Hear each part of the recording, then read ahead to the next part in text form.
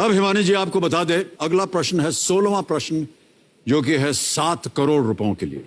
बड़े कम अवसर आए हैं इस खेल के जीवन में जब मुझे इस तरह से बोलना पड़ा है। जी, ये लास्ट क्वेश्चन होगा? जी, आखिरी होगा। ये है 16वां प्रश्न 7 करोड़ रुपए का। अरे सर, लाइफलाइन कोई आप इस्तेमाल नहीं कर सकती, है भी नहीं आपके पास। हाँ। बहुत सोच समझ कर खेलिएगा। 1 करोड़ आप जीत चुकी हैं। किसी भी समय आप चाहें आप क्विट कर सकती हैं। 1 करोड़ रुपए आप यहां से ले जाएंगे, ठीक है? ऑलराइट। 16वां प्रश्न 7 करोड़ रुपयों के लिए हिमानी जी आपकी स्क्रीन के ऊपर ये रहा।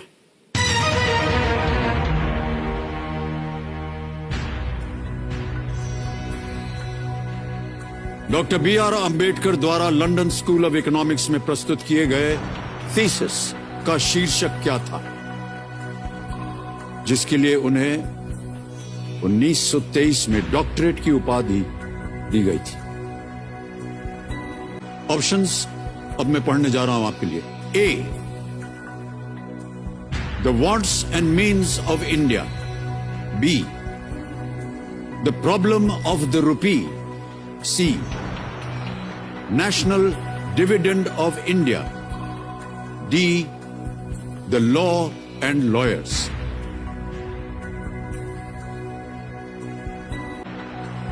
सर, ऑप्शन सी लग रहा है मुझे, नेशनल डिपेंडेंट वाला, national dependent of India. But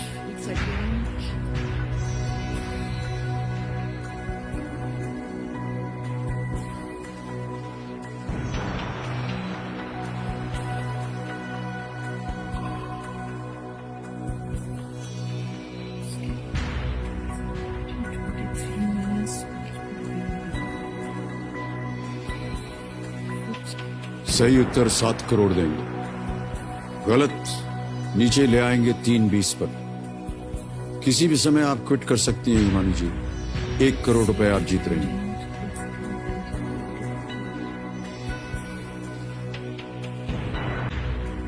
A, the wants and means of India.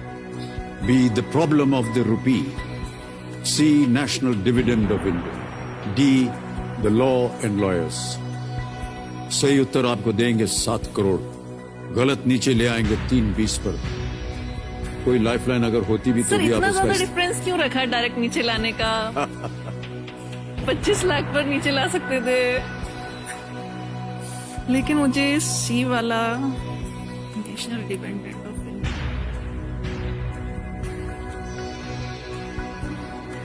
Sir मुझे लग भी रहा है लेकिन डर भी लग रहा है साथ में, बट लग रहा है कि सी वाला ही है। बी नहीं होगा, डी भी नहीं होगा और ए का भी नहीं।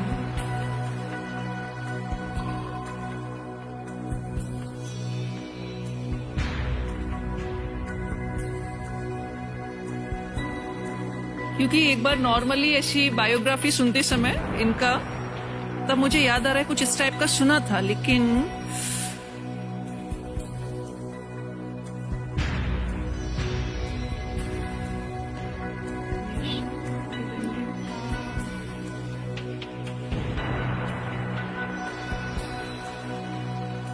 Doctor B.R. अंबेडकर द्वारा लंदन स्कूल ऑफ इकोनॉमिक्स में प्रस्तुत किए गए थीसिस का शीर्षक क्या था, जिसके लिए उन्हें 1923 में डॉक्टरेट की उपाधि दी गई थी?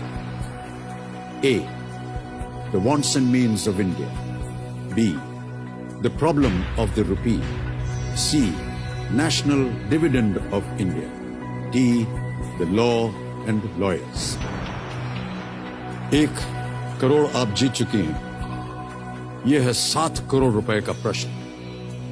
न मालूम हो तो आप क्विट कर सकती हैं और 1 करोड़ रुपए आप यहां से आज ले जाइएगा। गलत हो गया तो नीचे आ जाइएगा आप 3-20 पर। बहुत ही सोच समझ कर आप खेली हैं अब तक हिमानी जी, आगे भी इसी तरह खेलिएगा। सर मतलब बता नहीं सकती कितना ज्यादा हम लोग की लाइफ में 1 करोड़ का बहुत ही ज्यादा इंपॉर्टेंस है, बहुत ज्यादा। 1 करोड़ अमाउंट अपने आप में बहुत ज्यादा है, बट पता नहीं क्यों मुझे अभी भी लग रहा है कि आंसर सी ही होगा शायद। मतलब याद आ रहा है कि है, सी है।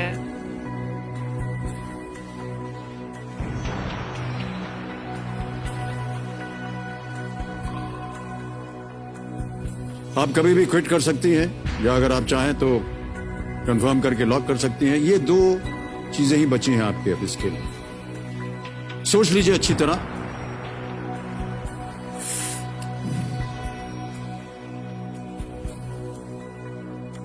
डर लग रहा है अगर गलत हुआ तो, लेकिन मन कह रहा है कि आंसर दो, यही आंसर है।